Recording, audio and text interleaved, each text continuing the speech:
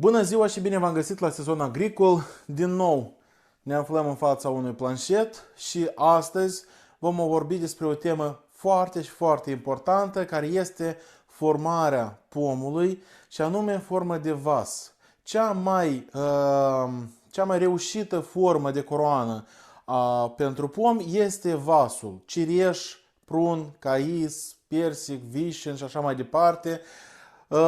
Se recoltează foarte ușor, se lucrează foarte ușor în această coroană, deci se coc mai uniform fructele, sunt de o calitate înaltă, deci din toate puncte de vedere este cea mai reușită formă de coroană, care este vasul. Dar cum se formează corect forma aceasta de vas? Trebuie să cunoaștem că sunt soiuri care foarte ușor formează această coroană de vas, dar sunt soiuri cu care trebuie un pic să muncim. Deci, la ce mă refer eu? Spre exemplu, sunt soiuri care au o creștere foarte laterală, deci cresc mult în lateral, în părți și deci așa o formă de coroană, din așa pom se formează foarte ușor o formă de vas. Dar sunt pomi cu o creștere foarte verticală. Spre exemplu, am plantat un puiet de un an și l-am retezat, bineînțeles, la 60-70 de centimetri.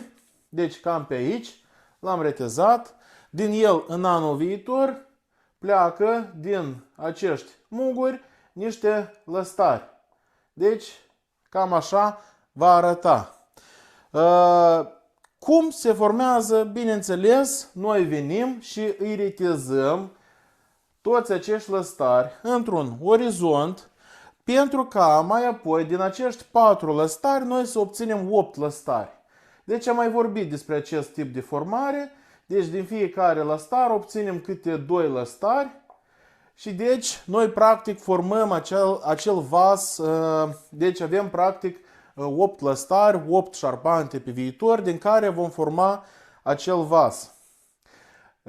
Și deci în cazul în care la noi este un soi de cireș, de prun, de cais, nu contează, care are o creștere foarte verticală, noi vom obține așa un rezultat. Deci, dacă vom reteza toți lăstarii într-un singur orizont, acei 4 lăstari, ei vor porni în creștere în felul următor.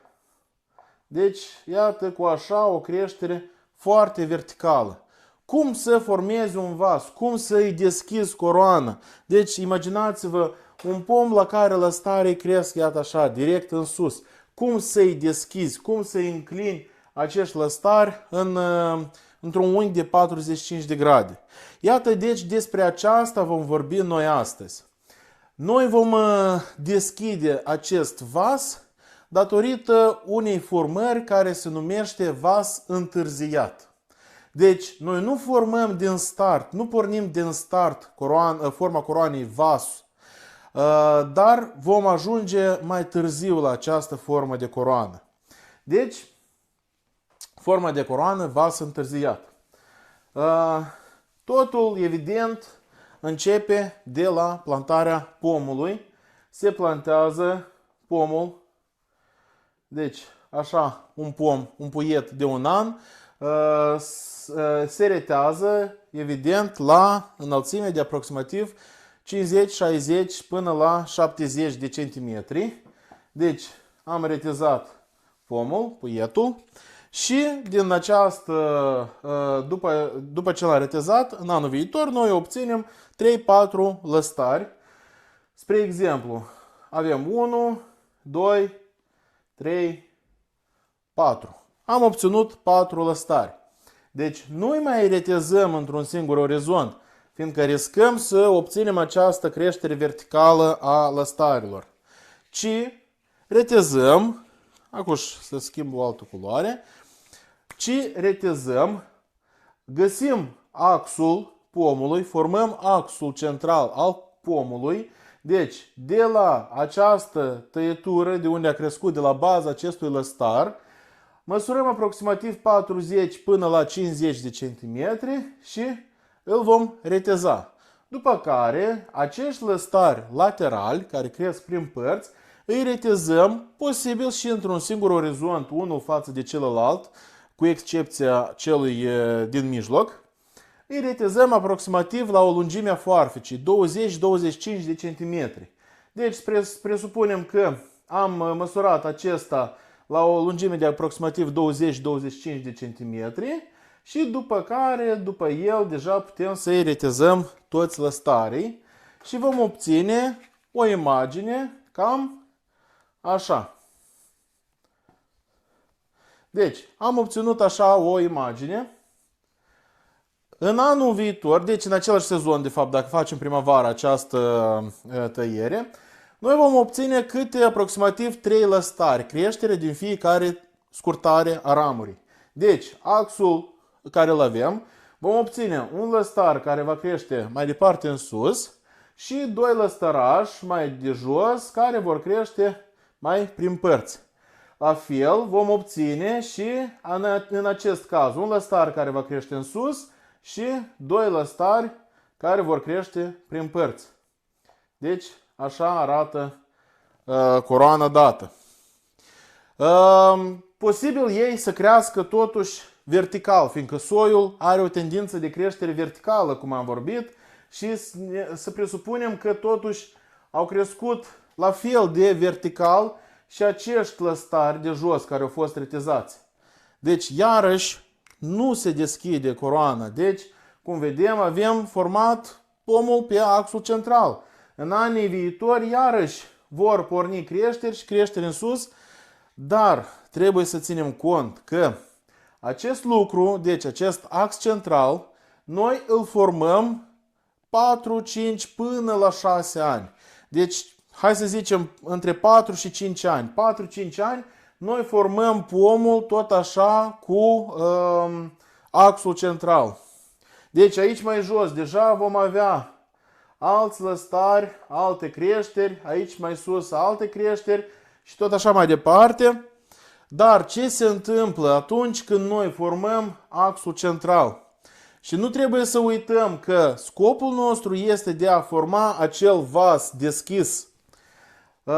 Din cauza că acești lăstari sau aceste șarpante din etajul întâi vor fi mereu cumva umbrite de axul central, vor concura cu acest ax central, ei mereu vor tinde la lumină, mereu vor vrea să facă și ei fotosinteză pe lângă axul central.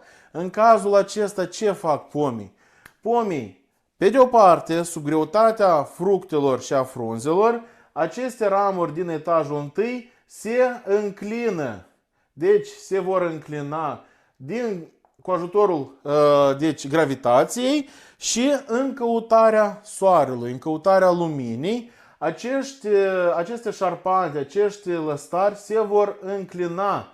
Și deci noi nu vom avea această imagine, dar vom avea ceva de genul următor. Așa. Noi vom avea ceva de genul dat.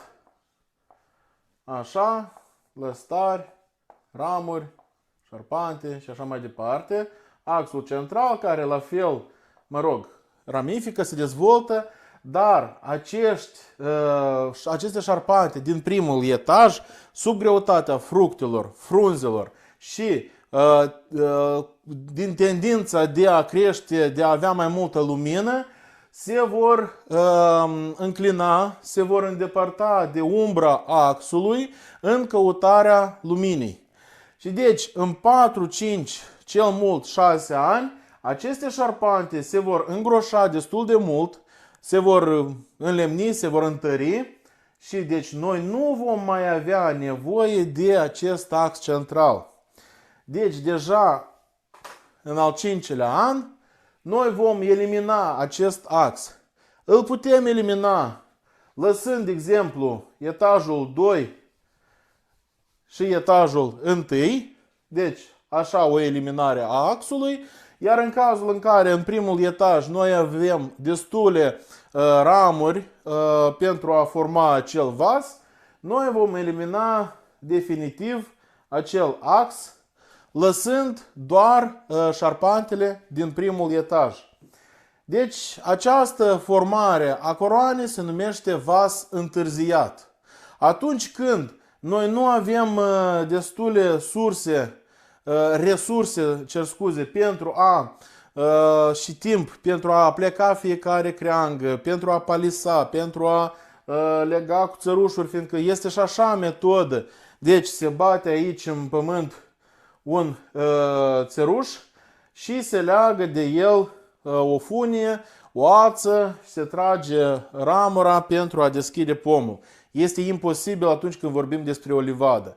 Dar formând vas întârziat, atunci când noi avem o creștere destul de verticală. Acest lucru se întâlnește la soiurile prezident, la soiul top hit, la soiurile top end. Deci, acolo unde avem o creștere foarte verticală, noi putem forma după această metodă care se numește vas întârziat. Și la dumneavoastră neapărat se vor deschide foarte bine aceste coroane a pomilor sub unghi de 45 de grade față de orizontul solului. Deci cam atât am vrut să vă arăt despre această formare. O întrebuințăm foarte des această metodă, este foarte ușor de folosit, foarte des, chiar nevoind proprietarul să formeze vas. Deci imaginați-vă că mulți proprietari ai livezilor au avut din start ca scop să formeze axul central. Dar din cauza că portaltoiul este foarte vicuros, cum ar fi mahalebul, cum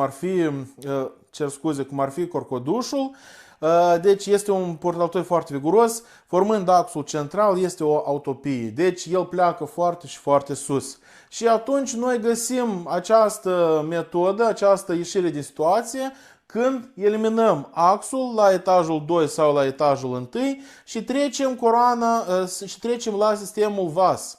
Deci se trece foarte ușor. În cazul dat, schema de plantare la o livadă tradițională, nu vorbim despre portaltoi de vigoare mică, dar curcuduș, în cazul dat, schema de plantare va fi foarte ok, 3 metri pe rând și 4 jumate, 5 metri între rânduri. Deja depinde de tehnica cu care veți lucra în livadă.